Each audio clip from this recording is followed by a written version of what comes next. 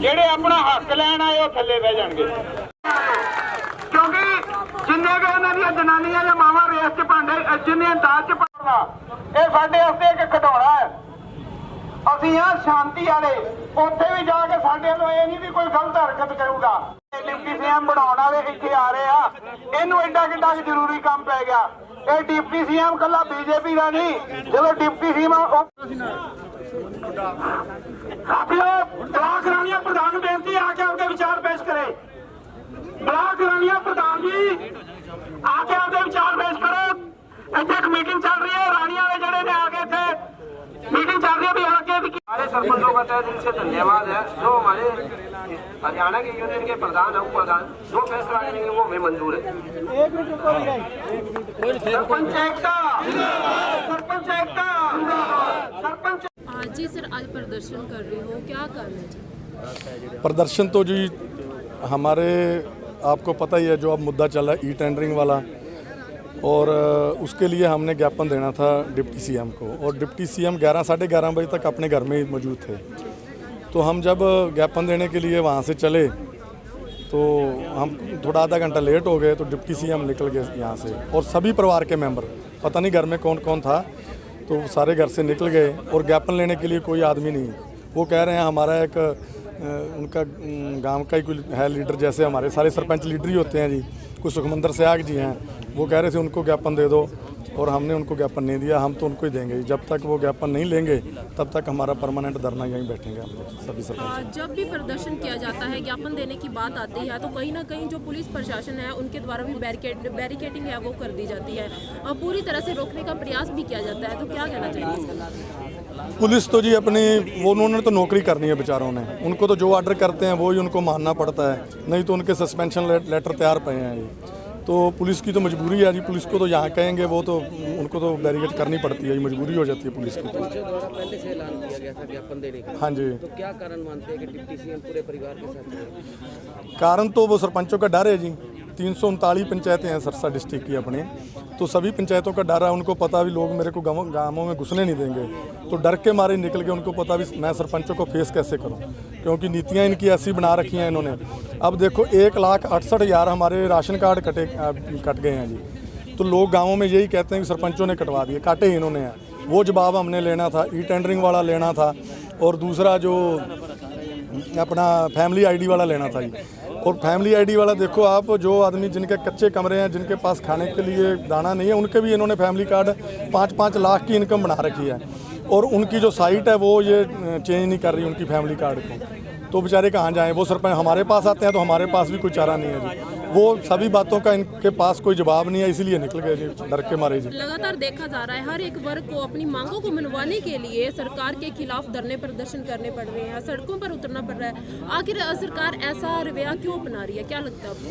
मेरे को तो ये लगता है कि उनको जनता पे तो विश्वास नहीं भी, हमारे को जनता वोट देती है, उनको तो जो ये तुगलकी फरमान करते हैं वो EVM में गड़बड़ लगती है। पहले हम सुनते थे बड़े लीडरों से भी ये EVM में गड़बड़ है, EVM गड़बड़ वाले चांस लग रहे हैं, क्योंकि उनको तो 1% भी डर नहीं है भी, वोट तो उन्होंने लोगों से लेनी है ना जी। और पब्लिक जो देखो आज आप किसान भी धरने पे बैठा है, पटवारी बैठे हैं, बैंक वाले बैठे हैं, कौन सा महकमा है जो धरने पे नहीं बैठा? इतनी सरकार के खिलाफ तो हो रही है। अभी आपकी प्रशासन से भी बातचीत हुई है, क्या निकल कर सामने आया? कोई नहीं, वो तो यही कह रहे हैं जी SDM साहब को, ADC साहब को दे दो ज्ञापन, हमने कभी हम नहीं देंगे। आप लोगों की क्या मांग है? हम तो हमारी यही मांग है, जब तक डिप्टी सीएम या उनके परिवार का कोई मेंबर हमारे से लेने नहीं आता ज्ञापन, तब तक हम परमानेंट धरना यहीं रखेंगे। क्या रणनीति? आगे एक बार तो परमानेंट धरने का ही है जी, उसके बाद दोबारा कोई लेंगे फैसला, जो भी हमारी मीटिंग होगी डिस्ट्रिक्ट बॉडी की। यहीं चलेगा इसी? हाँ जी, हाँ जी, यहीं परमानेंट यहीं चलेगा। वहाँ पे भी जाने का था जी, जाने का, उधर भी इन्होंने बैरिकेडिंग कर दी, दूसरे गलियों में भी कर रखी है जी। तो फिर हमारे पास तो यही चाह रहा है जी, हम तो जो जहाँ जगह मिली वहाँ बैठ गए। ज्ञापन तो सभी को देना था, उनको भी देना था, कांडा को भी देना था, जितने सत्ता पक्ष के लोग हैं उनको देना था हमने, पर वो उन्होंने बैरिकेडिंग ही कर रखी है जी। क्या करें, हमारे को तो फिर सड़कों पे बैठना पड़ेगा। और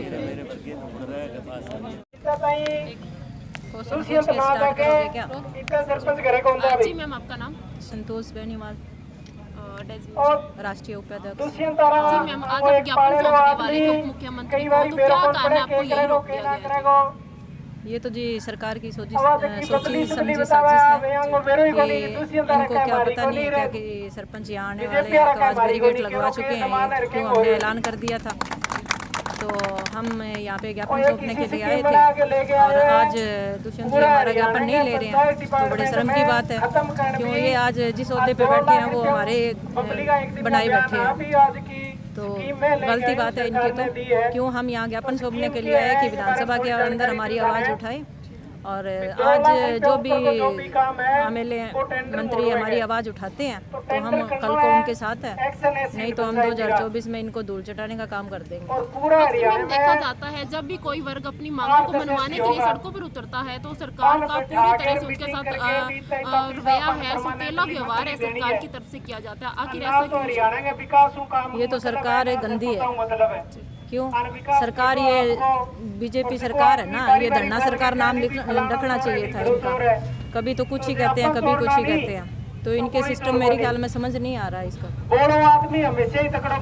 अभी आप यहाँ पे बैठे हो, आगे की रणनीति क्या रहेगी जी? आगे की रणनीति हमारी यही है कि हम अभी तो जो भी हमारे जैसे डिस्ट्रिक्ट में हैं और सारे डिस्ट्रिक्ट और स्टेट में जो भी एमएलए और एमपी हैं, विधायक हैं, उनको हम ज्ञापन सौंप रहे हैं।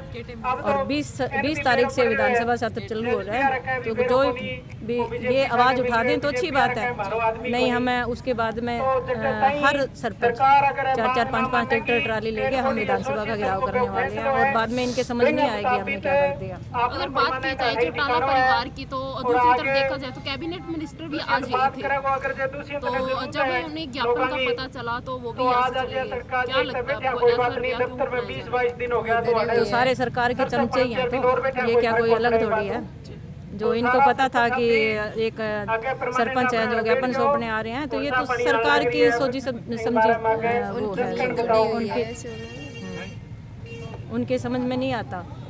क्यों सरकार जो भी है ये जगह जगह और बैठे हैं, ये करिंदे मैसेज तो पहले ही दे देते हैं ना जी।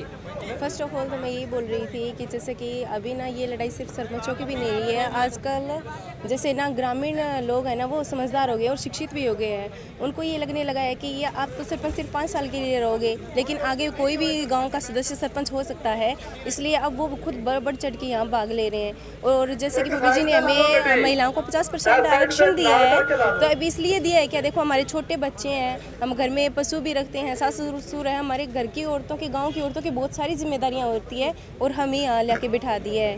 और रही बात ई टेंडरिंग की, तो सभी को लग रहा होगा शायद सही कर रहे हैं, सही कर रहे हैं। तो मुझे ये बताइए, जैसे कि आप मीडिया से हो, आपको ये बोले कि आपका चैनल हम रख लेंगे और आपको जो मर्जी हो आप न्यूज़ करिए, तो जो आपका चैनल ही नहीं छोड़ेंगे तो कहाँ से आपको अपनी न्यूज़ को चलाने देंगे। अब पुलिस ऑफिसर को ये बोल दिया जाए कि आपकी वर्दी को कोई टेंशन नहीं, हम रख लेंगे, आप अपने काम करो। तो सब कुछ पैसे के लिए नहीं होता, कुछ वर्दी के लिए होता है। इसीलिए गाँव के जो सरपंच होते हैं ना, वो चौधर वाली बात होती है जी। ऐसे नहीं है जैसे कि घर से बाहर सरपंच निकलते हैं ना, तो वो शाम आधे रास्ते भी जाते हैं, कम से कम 100 लोग उनको ये बोलते हैं सरपंच जी ये होना चाहिए, वो होना चाहिए। अब मुझे यूँ बताइए कि छोटी छोटी ज़रूरतों के लिए क्या सरपंच जी ठेकेदारों के पास फ़ोन करेंगे? सोचने वाली बात है, हर चीज़ से वाकिफ़ है मंत्री जी, और मैं यही बोलेंगे कि हम पीछे हटने वाले नहीं हैं। जितना जल्दी हो सके आप समझ जाइए, गांव का काम नहीं होने का कारण आप हैं, जितना जल्दी हो आप समझिए इस चीज़ को, समझिए हर चीज़ को। अगर सरकार की बात की जाए, सरकार लगातार जो सौतेला व्यवहार है हर वर्ग के साथ कर रही है। जी बिल्कुल कर रही है। आप मुझे ये बताइए, खिलाड़ी भी सड़कों पे बैठे हुए हैं, सरपंच सड़कों पे हैं, पटवारी सड़कों पे हैं, स्टूडेंट सड़कों पे हैं, और अब खुद को कौन बताइए सरपंच ने ये किया, सरकार ने ये किया, सरकार ने वो किया। हाँ आपने बहुत अच्छा किया है, और मेहरबानी करके अब ना हमारे हक हमें दे दीजिए, जो जितना है अभी करें कि हाँ 5 लाख देंगे, जितना है उतना ही कीजिए। पहले 25 लाख की पावर थी ना, 20 लाख से कम कुछ भी नहीं होने वाला है, और 25 देंगे तो आपको एहसान नहीं करेंगे, हमारा हक है वो, और हम लेके ही रहेंगे। जी मैं स्मेस्ता बेनीवाल, ग्राम सरपंच जोगीवाला और नाथ श्री ब्लॉक की उप प्रधान हूँ।